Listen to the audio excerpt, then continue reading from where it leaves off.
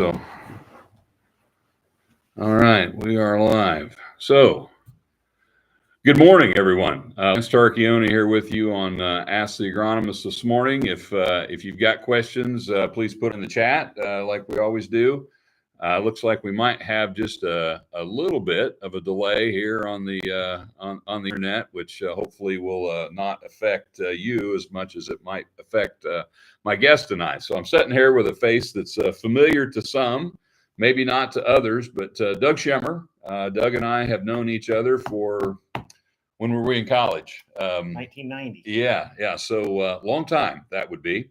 And Doug has an interesting history with me, has an interesting history with Monsanto, is a farmer here in Central Illinois. Doug and I worked together for many years, and we have talked for a couple years about getting him on Ask the Agronomist at some point. And today is that point. So I needed to be here in the Springfield area for the rest of my day. Doug farms in the Springfield area, lives in Chatham, I believe, right? And so we're coming to you live from the Farm Credit office in Sherman, Illinois. So appreciate the folks at Farm Credit for allowing us to use their nice conference room and their facility. They even came in an hour early to let Doug and I in this morning. And so appreciate their hospitality. And Doug and I are just going to have a conversation about, he's a pretty innovative guy. He's done a lot of interesting things. He had a very successful career at Monsanto and then was courageous enough to walk away from that and become a full-time farmer.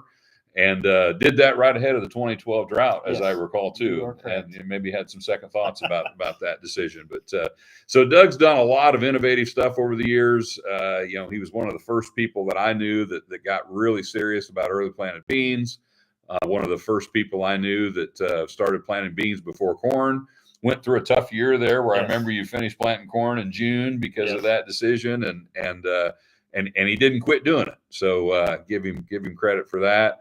20-inch rows, scripting, a lot of things that a lot of people have heard about doing, or maybe you've tried a couple times. He kind of made that his normal way of farming. And so cover crops as well. Yes. So Doug's been involved in a lot of innovative stuff and hasn't just tried stuff. He adopted things and stayed with it. So and's had a lot of success. So I'll let Doug introduce himself, talk about his operation a little bit. We'll keep it pretty loose, pretty informal. Chat in your questions if you have any, like I say. And we'll get started here. So, Doug, I'll let you introduce yourself and tell us a little bit about your farming operation and whatever you care to. All right. Well, I'll start with a good morning to everybody, and thanks to Lance for having me here today. So, a little background on myself. So, Lance and I first met when we were in the early 90s, I guess it would have been, over at Champaign. Right. And I have similar roots to Lance. I grew up on a Central Illinois farm here just north of Springfield. The town is Williamsville. And multi-generation farm. So my grandparents farmed, my dad farmed.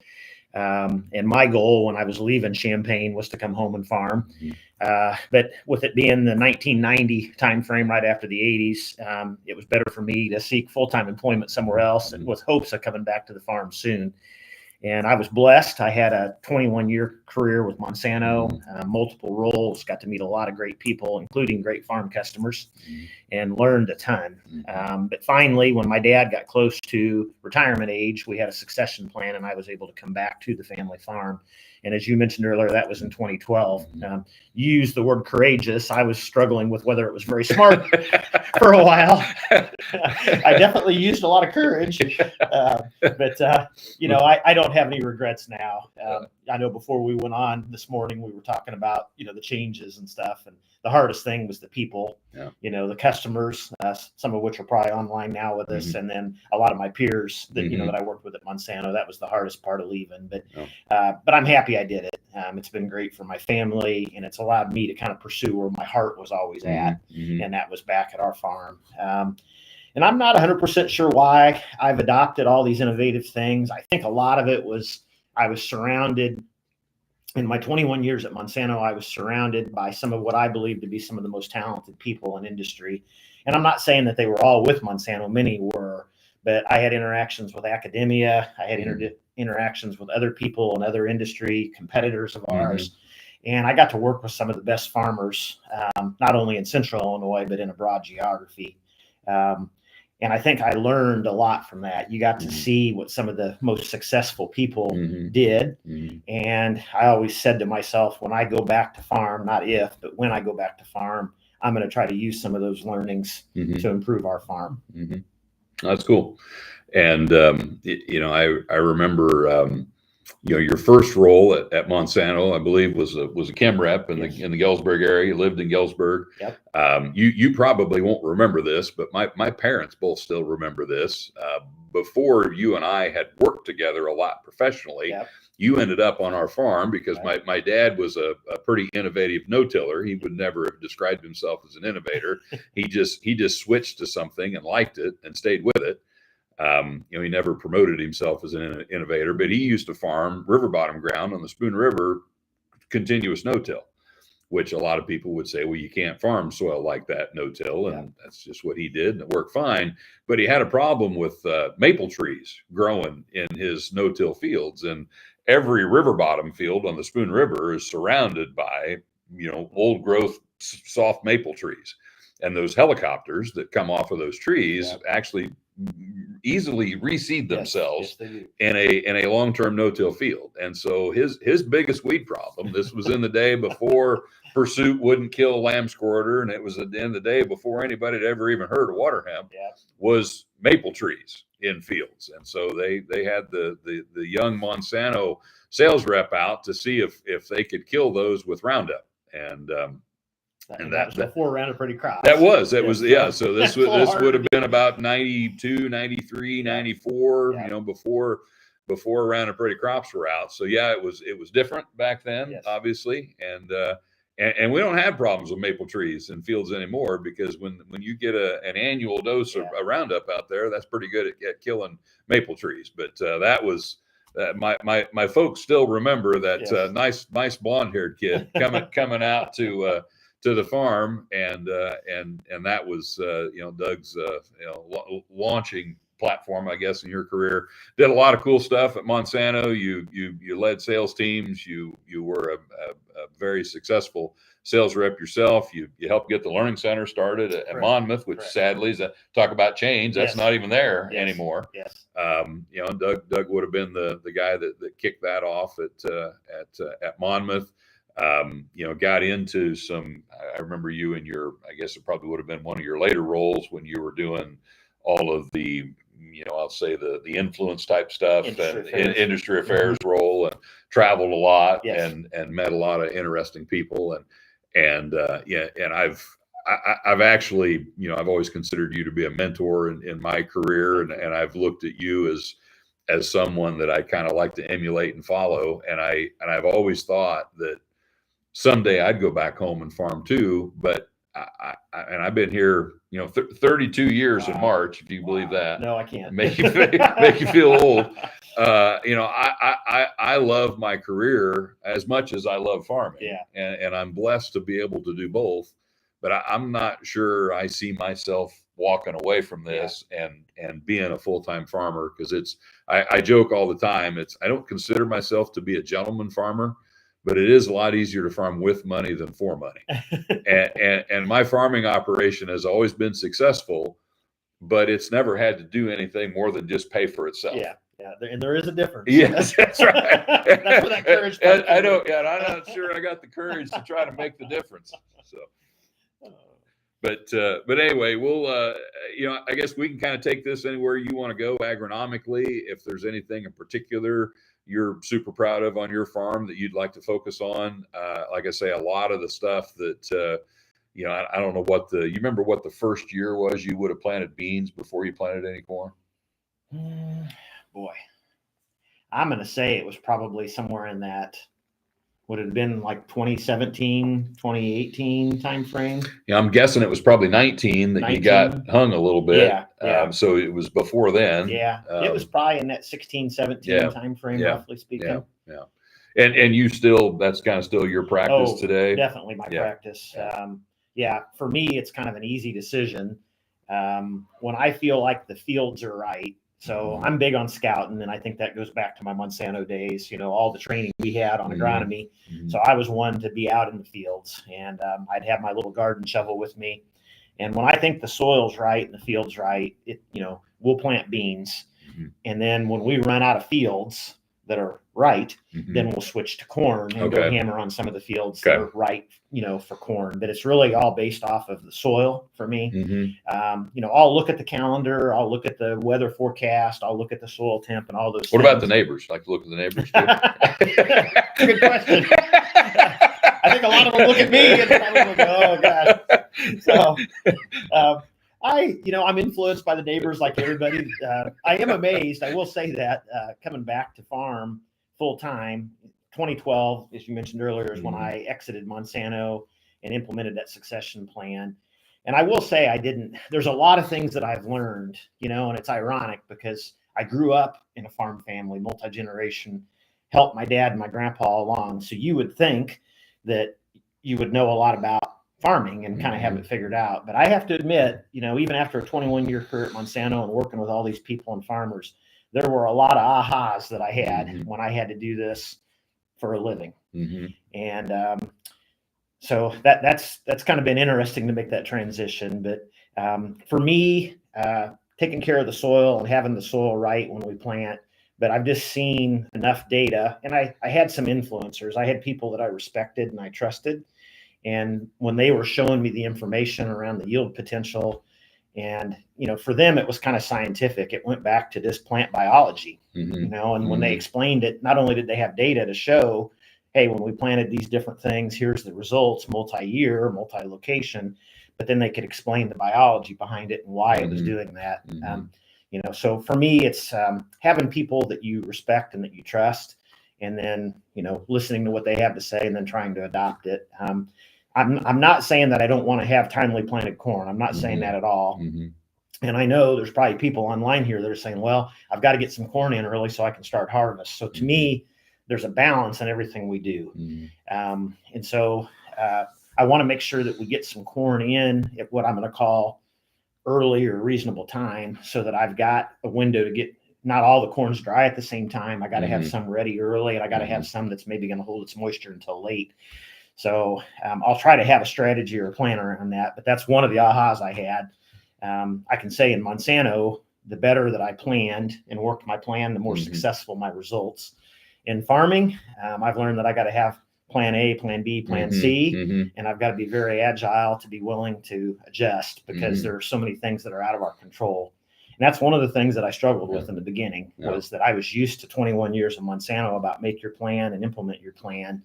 And I had to learn a lot about being flexible and agile and things not being in my control. That reminds me of an interesting quote I read one time from Dwight Eisenhower, who obviously was a military man first and then became president. He made the statement that in his experience, military plans were generally worthless, but the planning process was invaluable. Yes. And when you were talking about the way it works in farming, when you've got so many uncontrollables, somewhat like being in a war, a lot of uncontrollables, but you still need to go through the planning process. And that's something that I'm not particularly strong at. So I could learn from my friend Doug about that. But so you would, it's not really necessarily a goal of yours, and maybe you never have, finish planting beans before you start corn. No. Have you ever had a year where that happened? No, I haven't. Honestly, I mean, I that's a personal goal of mine. I would like to have that happen one time. Don't know that it ever will, but no, it hasn't. And again, it might for me. I could have that as my plan, but it seems like every time I have a plan, usually there's, B, C, and D that end up getting implemented, and rarely A, maybe part of plan A. Again, for me, it really anchors around getting out in the field and is it right? And when I say is it right, the main thing for me is how wet is it? Right. If I can dig down with my little garden shovel to about a 3 or 4 inch level, if I can ribbon that dirt, now I'm talking Central Illinois, fairly heavy black dirt. If I can Mhm. ribbon it, then I'm a little bit cautious. If Mhm. it's got just the right feel, and everybody Mhm. online here Right. at farms just understands Yeah. there's things. Yeah, I've met some guys that when it's mud, it feels about right to them. So, So everybody's got their own different that's feel. relative. Yeah. But that's what I mean. I know that planting the beans is going to give me a yield response, and I've seen that in my data now for probably almost 10 crops. And for the people online here today that are saying, well, there's risk with it, I'll be the first to admit that there is risk. And you've walked some fields with me, and you've helped me. Yeah. You've helped me make some decisions. And I'm going to say that sometimes I didn't always follow your advice on some of those replant decisions. There's a good story about one of those. There's a very good story about one of those. And it was a painful story because every time I made a pass harvesting that year, I had to go into the strip. That was a situation where the agronomist got lucky and the farmer learned a lesson. Yes, I did. And I still tell that story a lot. So, but the bottom line for me on the early beans is that we can argue over what the percentage of the acres are that you may have to replant. I'm not saying that in the 8-10 years that I've been doing it that I haven't had to replant a few fields. I'm going to say that has been, knock on wood, a very, very small percentage. And what I've gained on all the other fields far outweighs the cost that I had in going in and replanting, a couple of fields. Right. And so to me, I'm always looking at those odds or those returns. And as long as the majority of the time I'm in the right, I'm willing to go ahead and take that move and move on. So.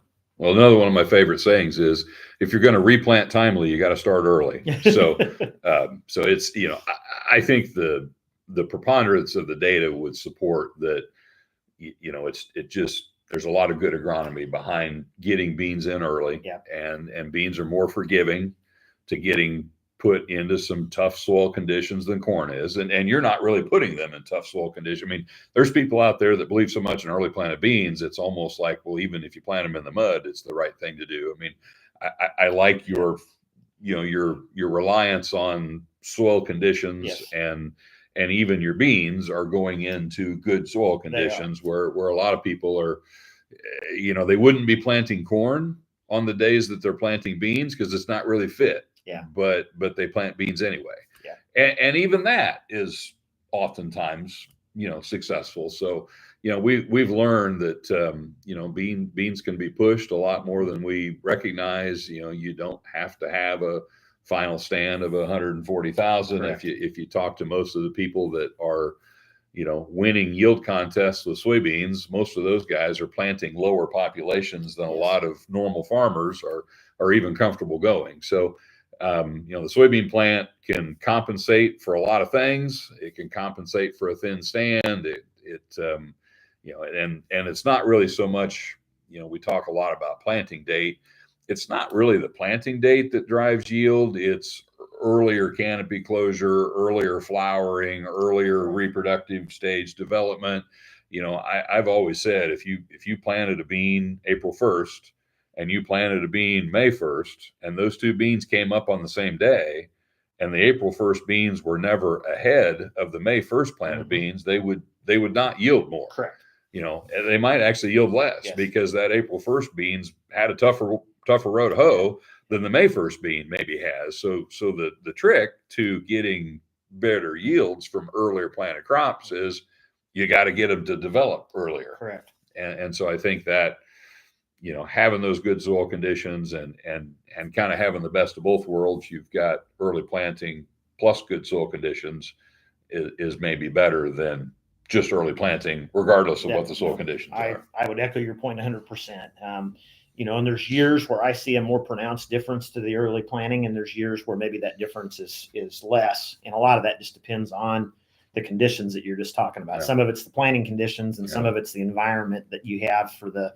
first 2 to 3 weeks after that early planting. Right. If you happen to have an environment that's conducive to early growth, then you're off to the races and off to a great potential yield difference. Right. If you happen to have a real cold period and you're not getting a lot of growth, kind of back to your April 1 versus May 1, if that April 1 planting or early planting doesn't have that opportunity, then that difference is going to be a lot smaller.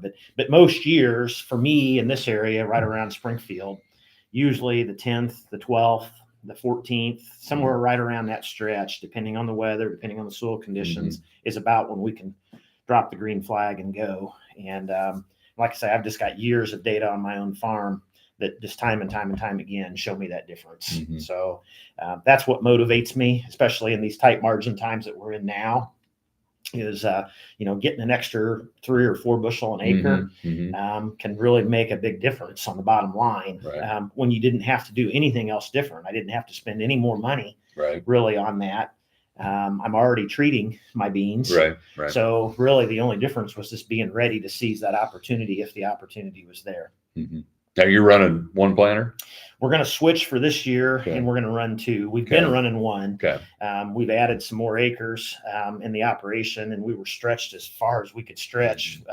We were 2 operators were running that planter, and one of us was an early bird, which is me, and I'd be out there at sunup running, and the other was a late bird, so we'd hand off, and so we couldn't add any more acres and be timely. So this year we're going to run 2, and that's going to be another learning curve for us. How to feed 2 planters, how to decide when to pull one of them off to plant corn. So we're kind of back to the drawing board and on a steep learning curve this year. So do you envision, and again, it's the plan's going to get changed. You know that. Start both on beans. Yes. At some point, one will pull off and go to corn. Yes, that's my plan. And the other one probably stay on beans. That's my hope. Yeah. My hope is exactly that. If we can knock out, it's amazing in 5 days what we can do with 1 planter, let alone with 2.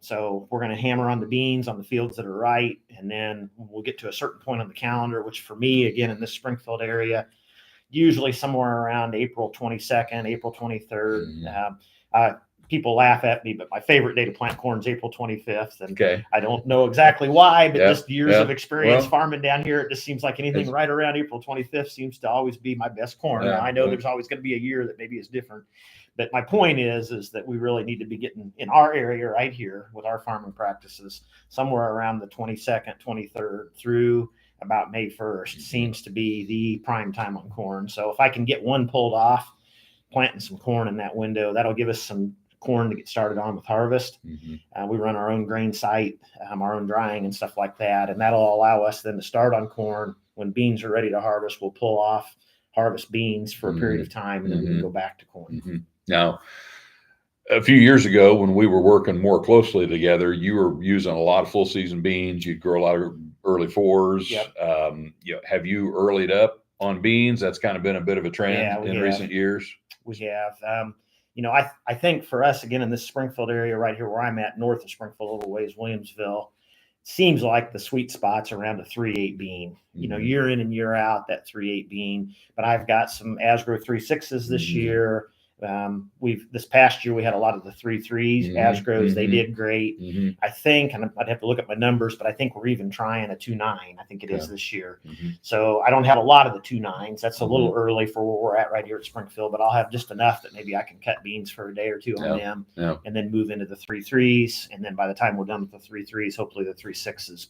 But that's back to the planning, and rarely do my plans always work that way. But we kind of got it spread out a little bit. 3.8's about as far as we go now. I think last year I had some 3.9s, but I'm not doing the 4s at this point. Well, we've had a couple years here where just the late summer weather patterns have kind of favored earlier beans and have favored early planted early beans. And a lot of guys have, I think it's a bit of because of the weather, it's not necessarily that early beans are better than full season beans, but we've had a couple of years here where that was the case, and it's kind of emboldened some people and energized people to push earlier on beans, and it's always wishful thinking that you can plant something early.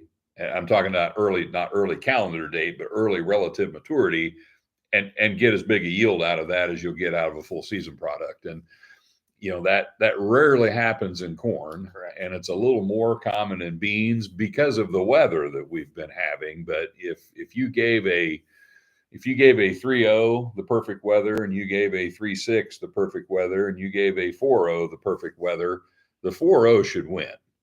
Because you're utilizing more sunlight, you're utilizing more of the environment that God gave us here in Central Illinois. And so I sometimes worry a little bit this trend towards early beans. you may never know if that's costing you yield because you don't know what something else Yeah. would have yielded. But and it's a little bit of a self-fulfilling prophecy too. Growers that follow my recommendations, they plant their early stuff first and they end with their full season stuff. And so if you're in one of those years where the late part of the growing season is not ideal, Yeah. well, then your last planted full season bean is at a huge disadvantage. Correct. I mean, it got screwed on planting date, and then it got doubly screwed on maturity. Yeah. And so it's pretty easy for that early bean to be the best if your late bean was the last one you planted and it had poorer weather. Yeah. Yeah, it's definitely got a steeper hill. That's right. That's right. Right. It would have to be 10 bushel plus better genetically to tie in that scenario. So Yeah. you mentioned it varies from year to year. Did a lot of guys saw a bigger planting date difference than normal in 24? Mhm. Was that your experience as well? Yeah, we got the majority. I'm going to say probably 80% of the beans in what I'm going to call early, and we ran out of fields that were kind of ready, and we needed to get some corn in. So we put a little bit of corn in right there on April 25th, my favorite day, Mm-hmm. and then that night it rained, and we had like 3 inches of rain Yep. soon after that, Yep. and we sat for 2.5 weeks. We didn't run. So that really kind of put us behind the 8 ball. So when we did get back to planting beans, there was probably a 3.5 week gap, because Mm-hmm. when we went back to planting after that rain, I think we hammered back in some corn. Right. Those fields dried up a little quicker. Mm-hmm. Primarily we rotate, and it just seemed like, and we're strip tilling. Mm-hmm. So our strips in the bean stubble were better as far as soil conditions than what I had in the stock fields that were cover crop. And so we hammered on corn when we did get to go. By the time we switched back and the fields getting planted to beans were, quote, ready and right, 3.5 or 4 weeks had passed. And then we're back to what you just said. Mm-hmm. There was probably a 10 plus bushel difference. And Mm-hmm. I don't think it was the variety's fault. Mm-hmm. I just think it was purely the fact that that those fields were going to be full season beans, Mm-hmm. and they were compared Mm-hmm. to our others. Mm-hmm. And they were planted 3.5, 4 weeks later. And then we didn't get, in my opinion, they needed one more timely rain late summer, and they didn't get it. Whereas everything that was planted 3.5 weeks earlier that was really maturing did. Yep. So my data in the 2024 harvest was probably some of the most significant bean yield differences I'd seen on planting data. Right. Well, that would be consistent with what a lot of people observe. So you mentioned a couple things there. You mentioned cover crops. You mentioned strip till. Yep. So you're strip tilling 20-inch rows, right? Yes. So tell us how that works. Well, that's one of those things a lot of people would say you can't do that. That's correct. And I've had some neighbors actually comment on that, and bless them that they made it a positive instead of a negative. They said, you figured it out. We didn't think it could be done. And we're still working on the figure, and I'm not going to say we've got it perfected. So I'll rewind back to the 20-inch rows first. So when I left Monsanto after that 21 years, I said I had the opportunity to work with a lot of great farmers in a broad area. And one of the things that I was convinced of was that if we were going to continue to push yields, I felt like my best opportunity to do that was to do it through population.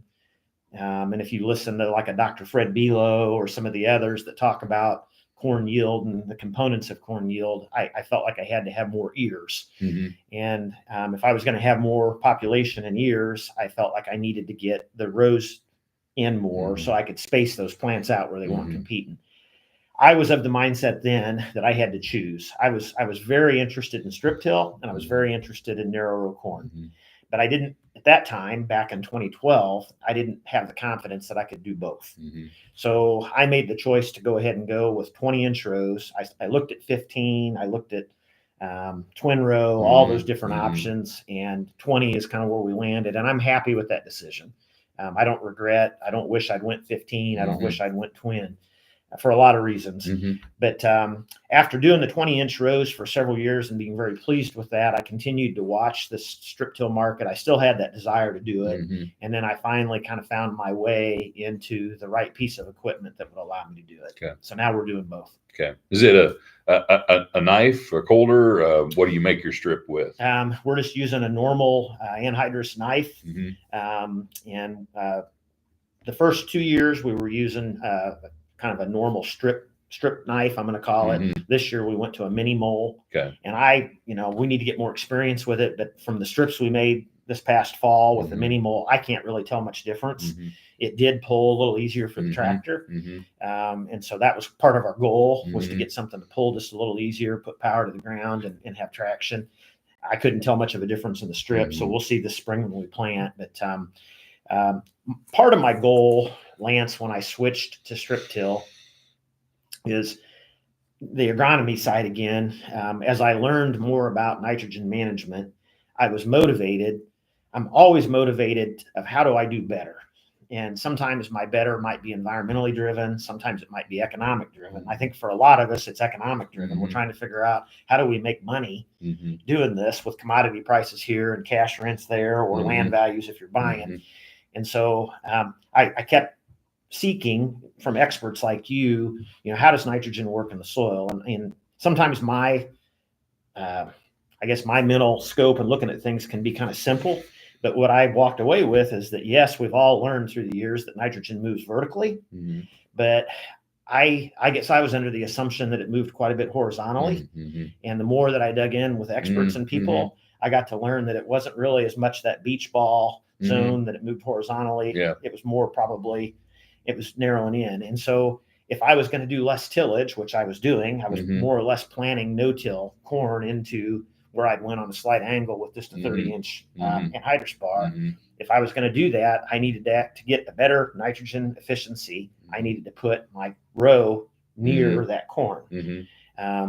So that's what motivated me to do it.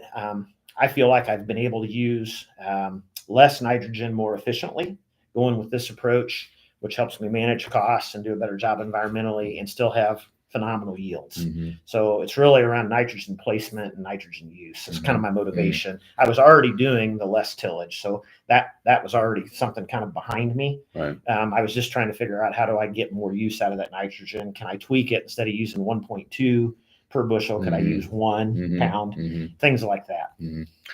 You referenced Dr. Belo's work several times as you're talking. I mean, he has done some really interesting research on the impact of population on roots. And you talked about giving plants more room, and he has demonstrated that you can kind of trick that plant into thinking it has more room, even though there's the same number out there per acre, with that row spacing change. And he's a big believer in 20-inch row corn. And also a big believer in banded fertility, and a big believer in strip till. And so a lot of the stuff that you're doing are things that his research has showed, have a lot of merit, have a place. It's hard, I think, for farmers to think with that environmental mindset, because we're so focused on the economic mindset. But when you can accomplish both at the same time, that's a good thing. And we need more of us need to be looking for opportunities to do that. The other thing that Dr. Belo's research has shown, you talked about how the nitrogen isn't necessarily going to move that much laterally. The corn roots don't either. I think we all imagine those corn roots kind of crisscrossing, passing each other in the middle of the row and growing broadly in the field, and they really don't. So I don't know if are you still broadcasting your P&K fertility? I am. Yeah, I haven't made the move to putting P&K in strips. And a lot of that's, everything that we do as farmers, we're always having to balance kind of our goal versus what I'm going to call logistics, or just getting stuff done. And that does take your strip till to another level when you try to go there. It does. And I'm not going to say that I'm not intrigued with it. But I'm also going to say that in the data that I've reviewed through the years from multiple sources, I don't think it's as clear, in my opinion, on the P&K as it is on the nitrogen. And for a lot of reasons, but I think a lot of it's that the nitrogen doesn't stay around very long, and the nitrogen doesn't move like we say laterally, like it does vertically. Where the P&K, it's more like putting it in the bank, and it does tend to stay. So I'm intrigued a little, and I'm always watching and studying the people that are able to put P&K in a strip. But for me, logistically, just trying to get everything done. The fall, I think most of us would agree, the fall is our hardest season. I always tell people that don't understand agriculture, maybe friends of mine or whatever, or family, that the spring is a sprint race. It's just Mhm. go, go, go, but Mhm. it's usually short lived. Right. Where Right. the fall is a marathon. Right. And so for me, trying to figure out how to add more responsibility in the fall, like stripping the P and K and Right. handling it all, Right. was something that that's something I can feel like I can let a retailer kind of handle. Mhm. I do a lot of variable rate, Mhm. and so when they have the technologies available to get the variable rate stuff done and help me with those scripts Yeah. and get that executed, that's, for me, it's just one less logistical thing I've got to worry about. Right. So I can focus on harvest, I can focus on strip tilling and anhydrous, I can focus on getting the cover crops on. I mentioned earlier, we do a lot of our own grain handling and drying. So it just seems like, for me at this current time, that Right. we've got about all the balls up in the air that we can juggle. Yeah. Yeah. Well, and I think that's an important part of management is being able to recognize when you're at your limit there, and there's always more that you can do, but can you afford to do it? Will it work logistically? I know, I am able to, through a retail application, do fertility in the strip. Yep. But it's a challenge, Yeah. and you can't necessarily, you're probably not going to find somebody who has fertility capabilities with a multi-bin machine, with variable rate, with scripting, with, you start having to make choices and give up on some things. Yep. And, it's, in a perfect world, everything should be in the strip, everything should be variable rated, and you should be able to put the exact right ratio of smorgasbord of nutrition in the strip. And if you have the opportunity to have the right kind of strip till machine and have a planter with starter fertilizer on it, and you can get really, really, really detailed with what you can do. But the equipment required to do that, not all of us have access to. The labor and logistics of getting all that done it's just a challenge. And I strip till a lot of my acres, but I don't strip till every acre. We've got cattle that run on fields; those fields don't get stripped. I've got lots of 3 and 6 and 7 acre patches; those don't get stripped. I've got lots of fields with terraces and waterways and obstacles that you have to farm around; those don't tend to get stripped. And so, I strip till the big easy fields, basically. And I don't have many of those. And the rest of them are all more of a straight no-till type system. Have you ever stripped anything going to beans? I have not. And that's something that I've kicked around, and I've had a lot of people kind of challenge me that'd be a next step. Since we're predominantly rotated on our acres, and so we're running chopping heads on corn.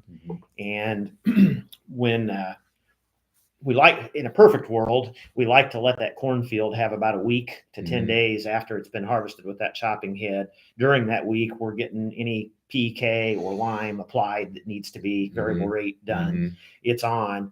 We'd love to go in then with a vertical till unit with a cover crop seeder. Okay. And we'll seed our cover crops. So your seed's not in the fertilizer. It's a separate pass. Correct. With your vertical. With our vertical till. And really my goal with the vertical till is less about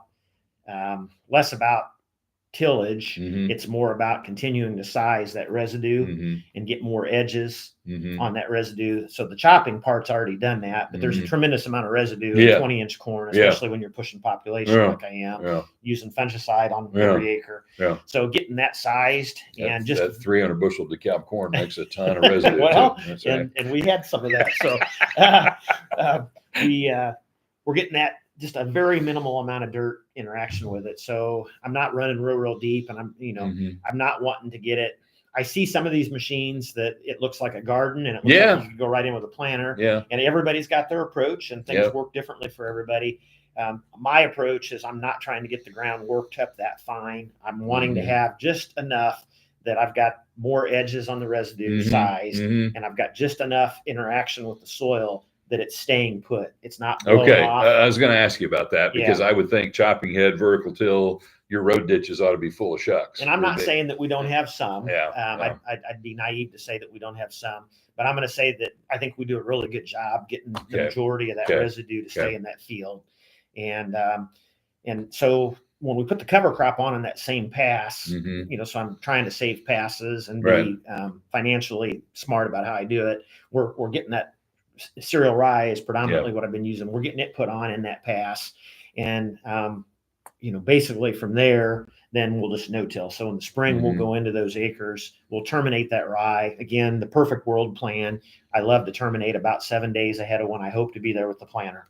So we use Roundup. So you're killing primarily smallish rye? Really, I mean, it's usually a little bigger. It's usually a little bigger.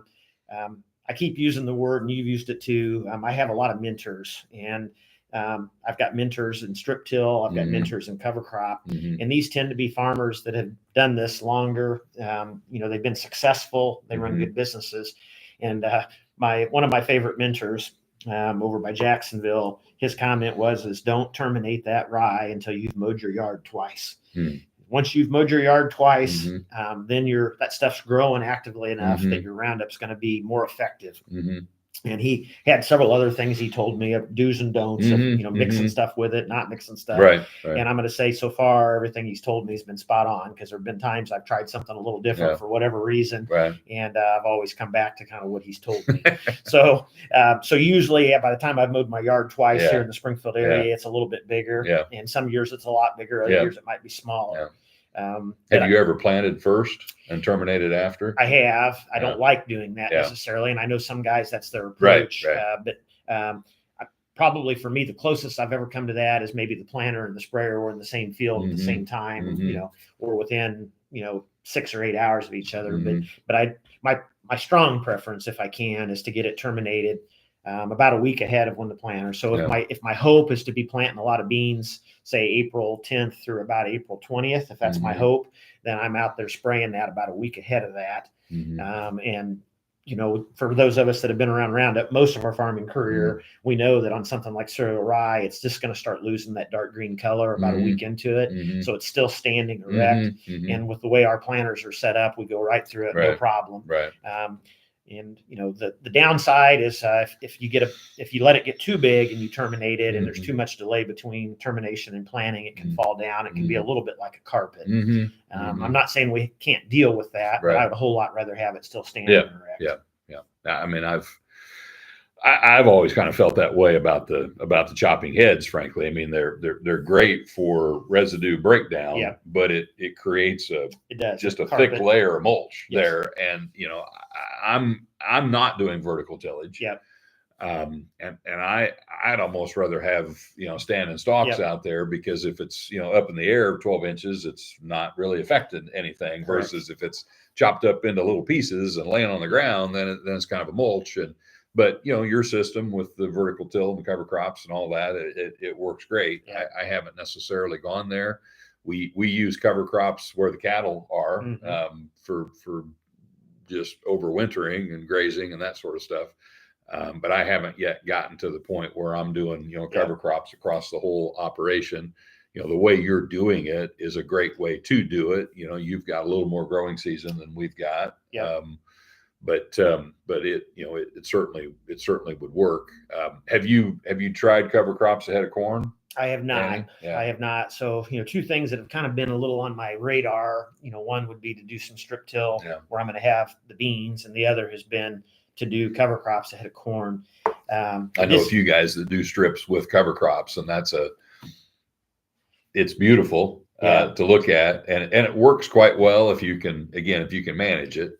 I don't know anybody that's doing 20-inch strips with cover crops. Correct. That would be. I don't either. You know, you wouldn't have as much cover crop left when you get done as what you would with a 30. But not saying it wouldn't be worth doing, but you'd have about as much bare ground as you do cover crop. So I don't know, the whole nitrogen management part with cover crops and corn. I just feel like there's a lot of opportunity for learning there. So I don't know. You know, one thing I'll say about cover crops in general is to to keep it simple, I guess is what I'd say. The old philosophy or the saying of KISS, keep it simple, stupid. And I've tried different types of cover crops. I've tried blends. I've tried a lot of different things, and it just seems like the simpler I keep it, I don't get too hung up on the seeding rate. I've got some trigger dates that I like to have it done by, but I've also learned that even when I pass those dates, if Mother Nature makes me go later, it still seems to work out. So I think I'm still getting the benefits overall. When I started with cover crops, my first motivation was really around soil erosion. And in our operation, we do have a lot of highly erodible ground. Some people might kind of turn their head and say, really, in central Illinois, Springfield area, but we do. And so I started on those acres. And my dad was I'm going to call it a traditional for his generation. He was disc chiseling every stock acre, working it twice in the spring ahead of the planter. I grew up same era as you. We were chiseling a lot of the bean stubble and then working it twice ahead of the planter. And growing up watching some of that erosion just kind of made my stomach churn. And so I was motivated to figure out a different way. And I think with the technology we have now with traits and seed, with the seed treatments, with the equipment technology that we have now, with the herbicides we have now, it's a whole different game than back in, say, the 80s and the early 90s. And so one of the things and as I get older, I got to challenge myself is to not get stuck. It's easy for us to get stuck in a rut and become kind of comfortable. And I think sometimes I've got to challenge myself. Is there a better way to do this? Can I do it better? Are there new tools that maybe weren't available when Dad did it? Doesn't mean he did it wrong. Maybe for when he was doing it, most of the 70s and the 80s and 90s, we didn't have some of the traits. We didn't have some of the herbicides. We didn't treat beans with seed treatment. So he wouldn't have thought of planting beans. I mean, I remember growing up where we'd get done planting corn, we'd park the planter and we'd wait until Mother's Day. So, but things have changed. We've got all these tools now that we didn't have. So I think sometimes we got to challenge ourselves. And that's a comment that I would make. Give my dad a little bit of credit. And I'll probably give some other dads credit that might be online with us today. To do some of what I've done, it takes somebody that's a part of the operation to be willing to let you try something different, not shame you for every decision you make, and not shame you if you fail. I got to give my dad credit, as strong-minded as he is. People that know my dad would say he's kind of salty and he's set in his ways, and he is. But he didn't get in my way of letting me move to 20-inch corn. He didn't get in my way and say, well, you can't strip till that. On cover crops, I purposely did not put cover crops on his acres. I was putting it on other rented acres that weren't his, and I was putting it on some of mine. And after each year, I got more and more bold, and he got more and more into it. And he would have been the last person, Lance, that I would have ever expected to embrace cover crops. And now he gets a lot of joy out of he'll come back and report to me, man, the cover crop over on that farm looks really good. Say, this is the best year you've ever done cover crop. You've improved a lot. And so now it's on his acres too. And it just amazes me because, if you and I had sat down when I left in 2012, I would have never told you that I would be doing cover crop on Dad's acres. So my point in all that is I think a person's got to have support around them that's not going to always shame them or second guess them. They're going to let them make some choices, let them make some changes, and they're going to let them fail occasionally if there's something. That's how we learn. So that's been important in this journey that I've done. So one thing we haven't talked about much yet that you've mentioned a couple times, like variable rate scripting, you're doing that with seed and fertilizer, right? Yes. So I guess talk a little bit about what you think you've seen from that, what motivated you to do that, and how you're doing that. Okay. Well, so a lot of my motivations, it's probably a theme that you're seeing here. They're usually either driven economically, because I'm trying to make it work. And you used the word courageous earlier. When I left, it was not an easy decision to leave what I would consider a good role, multiple roles, a good income, and go into this farming situation that's totally unknown. Everybody online with us gets that. So I'm constantly looking for ways to be smart economically and have maybe a greater chance of succeeding, with that acre that year. So a lot of it's economic driven. Some of it's environment. I'm going to say that I wouldn't call myself maybe an environmentalist, but I do deeply care about, the impact that I make. And I do want the soil and the land to be better when I'm finished with it in my farming career. So it's economic and it's environmental. But on the quick version, on the P and the K, we already talked about the nitrogen and what I thought some of the benefits from. On the P and the K, when I started my journey with cover crops, it was really erosion. And then, eventually it was, hey, we're running bigger machinery, bigger combines, grain carts, center fill planters. We've got to have a way, if I'm not going to do the disc chiseling and the ripping, we've got to have a way to handle compaction. And the roots on these cover crops were my answer. So it started as erosion. It moved to compaction management. And I'm going to say I've moved along that curve, and I can't explain it all. I don't have maybe the science terms, but there is something to soil health, and there totally is something to nutrient recycling. And I'm not smart enough to tell you the name of the bacteria and the fungi, but they're the interactions that help decompose leaves in a timber, or they help decompose all that residue that we leave behind. That soil health world is real. And, I've talked a lot about academia, and I was putting on replacement rates of P and K. And for some reason, I was building my soil test, and it just did not make sense to me. Why are my soil test values building when they shouldn't be? And I think it has something to do with retention and recycling of nutrients through this approach, where I'm not having the soil erosion and I've got the cover crops kind of recycling. So the other part that was important to me on the variable rate, and this was it's kind of been a learning as I've went, but every field that I get soil tests on, the variability on the nutrients is more than I would have expected. When you look at the P tests and the K tests, and I'm going to say that, it's been an eye opener for me. I mentioned some of those ahas, and it's a little backwards to conventional thinking, but basically the lowest test is where I need to put the most fertilizer. And usually the lowest test results are where the crop is mining out and moving. And so for all the years where it was straight rated, those areas that were the most productive in the field were getting cheated. They just continually were getting mined.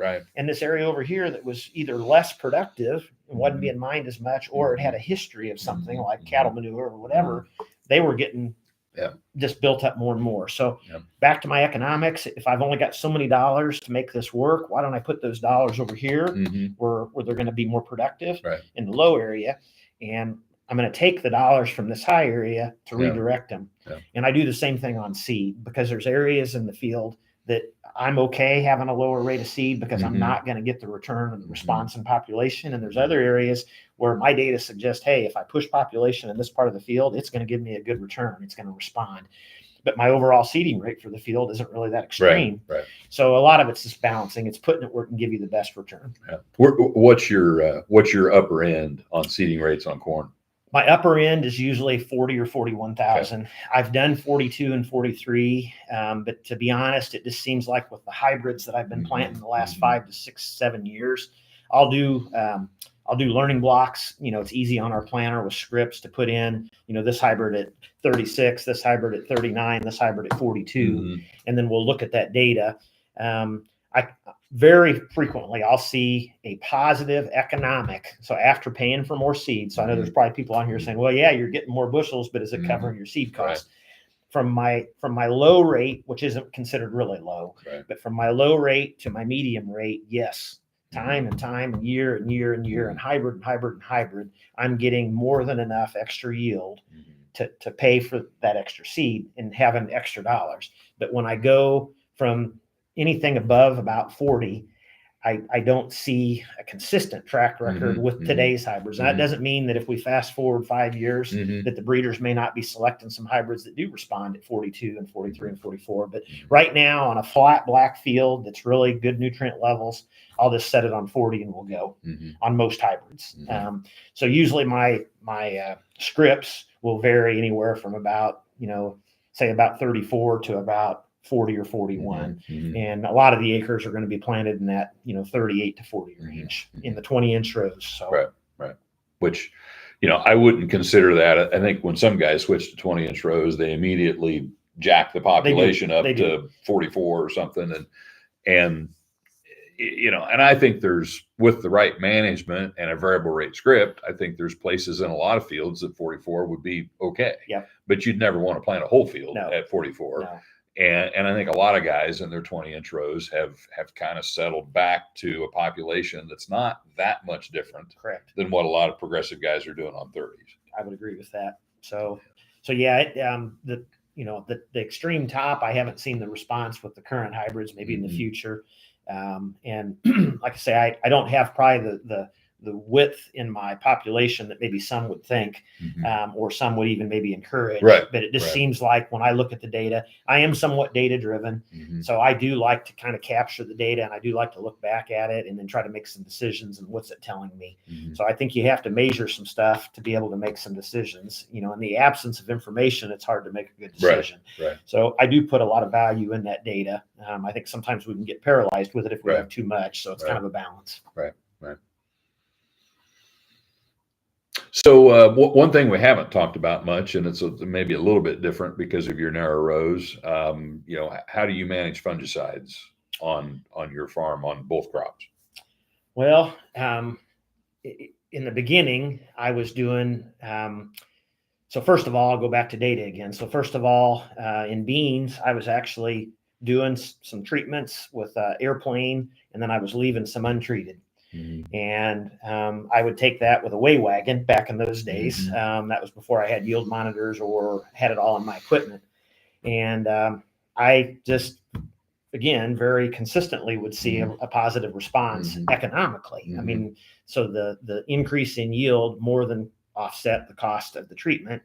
And so what used to be kind of a, I'll treat this and I won't treat that, or I'm going to look at all these conditions, kind of became more of, now I just go ahead and plan on treating. For several years, we were doing it all with airplane. Here in the last few years, we started doing some fields with ground rigs because that's become more popular. So a lot of our flat fields where we can run the same RTK track. Right. I don't do my own spraying. So the people that do the spraying will keep all their tracks in there. They'll go back in and run the same exact track with a ground rig on our flat fields. Do they generally go on an angle and they don't try to follow your 20-inch rows, right? They do, especially in the beans. In the corn, sometimes, depending on the field, they will go straight with the row, but we do that post trip when the corn's a lot smaller. A lot of times it's about soda can high, maybe a tad bigger than soda can. We've had pretty good luck with ground rigs going with the row then, but if it gets much taller than that, or if it happens to be very windy and there's a lot of movement of leaves, then we're better off to go on an angle or perpendicular.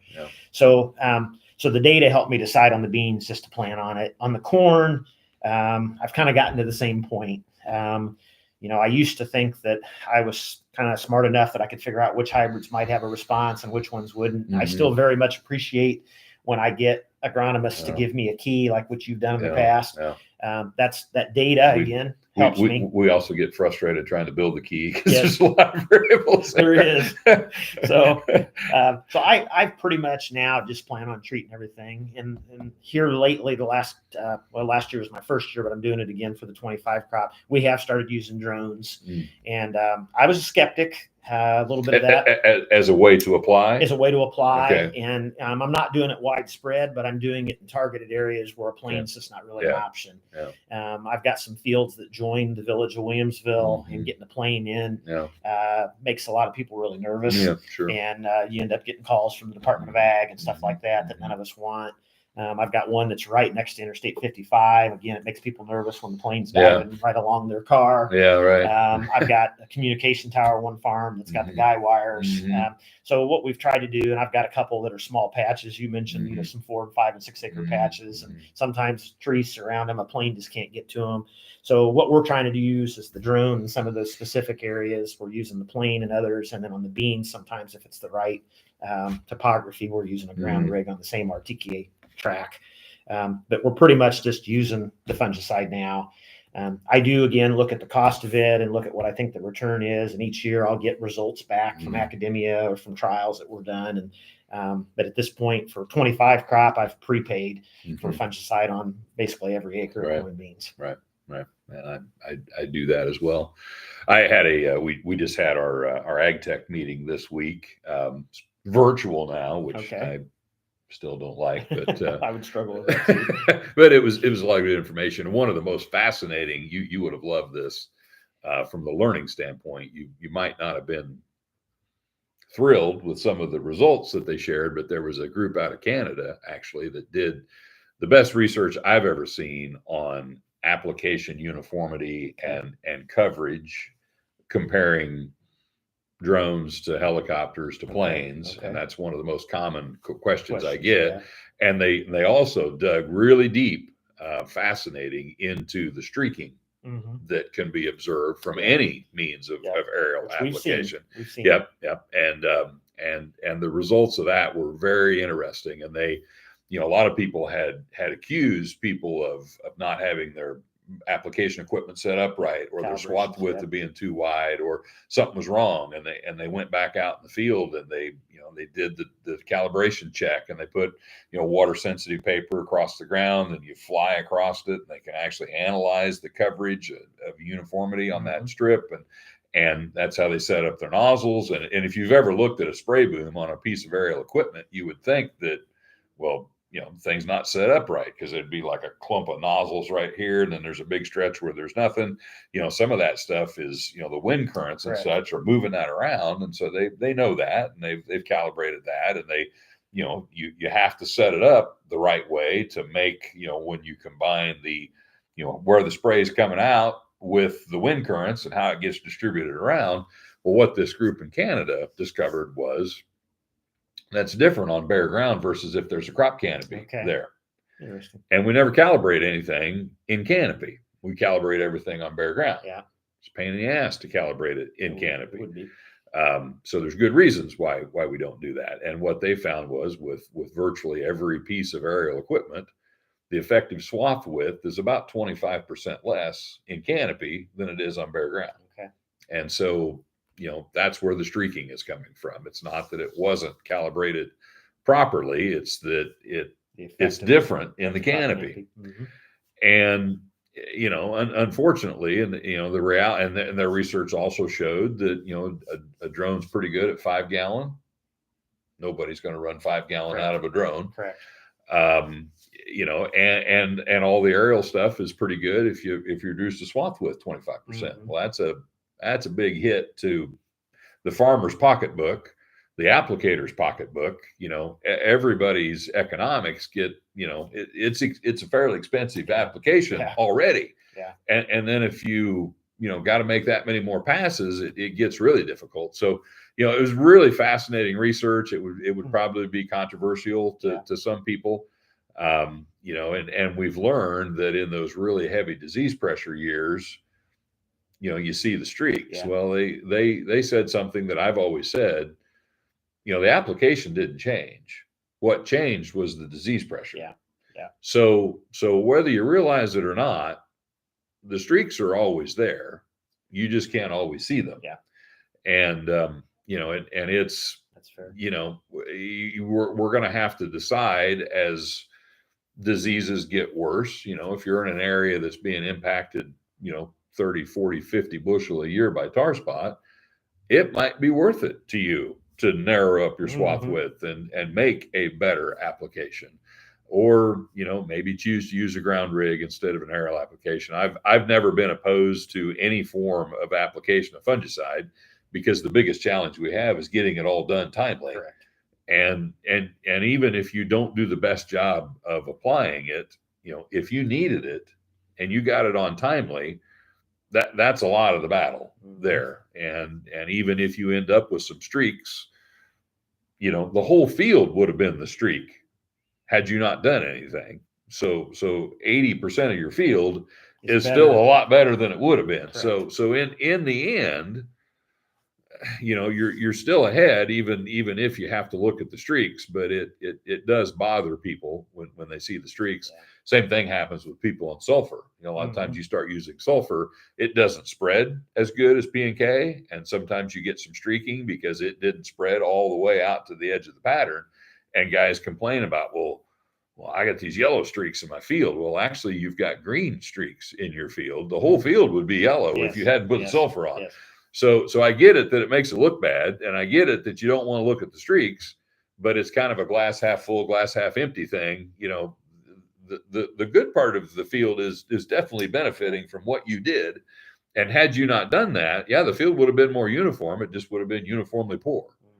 And so it was really interesting. The guy, it was a 2-hour talk and jam packed full of questions and smart people talking way over my head the whole time. But the amount of effort that they went into I mean, they put poles in the crop canopy with water sensitive paper attached on clips. Wow. And they'd have, this one was leaned this way coming out this side, and the next one was leaned that way coming out the other side, went all the way up the pole, analyzed each one of those cards. So they knew at every place in the canopy how much got there. Yep. You know, Interesting. and it was fascinating, you know, and it was fascinatingly scary. And the other thing they learned was they were shocked at how effective the fungicides were at preventing disease, which that's a good part. That is good. Considering how horrible the coverage was. And so they actually want to look more into that of, well, how is it working that good when most of the leaf never saw any fungicide? But it was really, really interesting research. And that's, you know, that's one of those things that I love about my job, is being able to be exposed to that kind of stuff, you know, and you've talked about that a lot. And now my application of that learning on my own farm, not quite as good as Doug's, I don't think. I do a lot of do as I say, not as I do kind of conversations when it comes to my farming operation. But it's been great to visit with you, Doug. I think we probably ought to land this plane here. But anything else you had on your list that we haven't talked about? No, I think we pretty much hit the highlights of what I've done. I appreciate the opportunity. I'm hoping there's maybe some familiar faces on the other side. Dating back to the early 90s when I was up in West Central Illinois. Well, I probably didn't do as good a job promoting this episode as I should have. So I'm glad it's going to be recorded, and I'll let all of your old buddies that are upset they missed it know that they can go watch the recording. So, so anyway, best of luck to you in the 2025 growing season and beyond. And thank you for all the friendship and all the years. Very welcome. Enjoyed it. I wish everybody a great 2025. Thanks, everybody. We'll be back with you in 2 weeks. I don't know what that date is. I didn't look that up, but every other Thursday morning, 7:30 to 8:30, God willing, we'll be back with another episode of Ask the Agronomist. They won't all be as good as this one, but we do what we can. So everybody take care, stay safe.